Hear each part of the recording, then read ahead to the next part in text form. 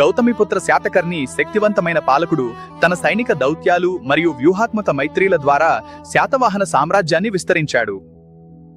శాతవాహనుల పాలనలో పశ్చిమ భారతదేశాన్ని శకులు ఆక్రమించగా, ఉత్తరంలో యవనులు, మధ్య భారతంలో పహ్లవులు కొన్ని ప్రాంతాలను నియంత్రించేవారు.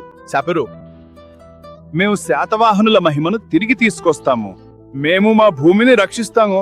మా సార్వభౌమాధికారం అమ్మకానికి కాదు. ఈ రోజు నుండి కొత్త యుగం ప్రారంభమవుతుంది. ఈసీ 78 సంవత్సరాన్ని చరిత్ర గుర్తుంచుకోవాలి. శరాత వంశం మొదటి శతాబ్దంలో పశ్చిమ మరియు మధ్య భారతదేశంలో విస్తృతంగా పాలించింది. ఈ వంశానికి చెందిన ప్రముఖ పాలకుల్లో ఒకరైన నహపానుడు డెక్కన్ ప్రాంతాన్ని మరియు మాల్ యొక్క కొన్ని భాగాలను నియంత్రించాడు. వ్యాపార మార్గాలు సామ్రాజ్యాలకు ప్రాణాధారం.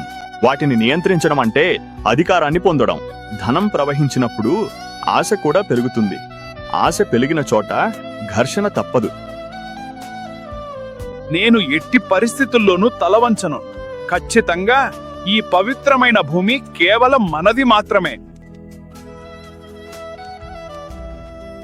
విజయం మనదే.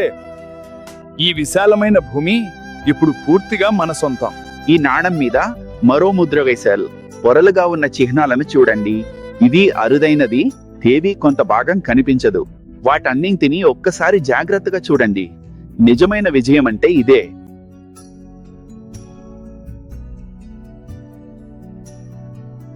నేను ధర్మరక్షకుణ్ణి. నేను వేద సంప్రదాయాలను పాటిస్తూ బౌద్ధ మార్గాన్ని ప్రోత్సహిస్తున్నాను. మనమందరం కలిసి సత్యం, శాంతికి నిలబడుతున్నాం. మాతృపక్షపు వంశ పరంపర నుండి వచ్చిన పేర్లను మ్యాట్రోనిమిక్స్ అంటారు. ఉదాహరణకు గౌతమి బాలశ్రీ అంటే ఆమె తల్లి ద్వారా బాలశ్రీ కుటుంబానికి చెందినవారు అని అర్థం. తల్లి, మీ మాటలు రాతిలో చెక్కినట్లే. నా కార్యాలు కూడా అలాగే ఉంటాయి. నేను మిమ్మల్ని గౌరవిస్తున్నాను. నేను తూర్పు లెజియన్ సేనాధిపతిని. నేను రాజమహల్ ద్వారానికి రక్షకుణ్ణి. నేనే ఈ గొప్ప సామ్రాజ్యానికి తిరుగులేని ఖడ్గాన్ని. నేను తూర్పు సరిహద్దులకు ప్రధాన సేనాధిపతిని. ఉత్తర దిశ మార్గాలన్నింటికీ ధైర్యవంతుడైన రక్షకుడిని. మరియు 3 విశాలమైన సముద్రాల నీళ్లపై సర్వాధికారమున్నా. మేం మొదట గోవాను పూర్తిగా మా ఆధీనంలోకి తెచ్చుకున్నాము. ఆ తర్వాత క్రమంగా ఢిల్లీని కూడా గెలుచుకున్నాము. ప్రస్తుతం ఈ సమయంలో ముంబైని కూడా స్వాధీనం చేసుకుంటున్నాము. ఈ అద్భుతమైన వ్యూహానికి అసలైన సూత్రధారి మేధావి అయిన శివగుప్తనే అని చెప్పాలి.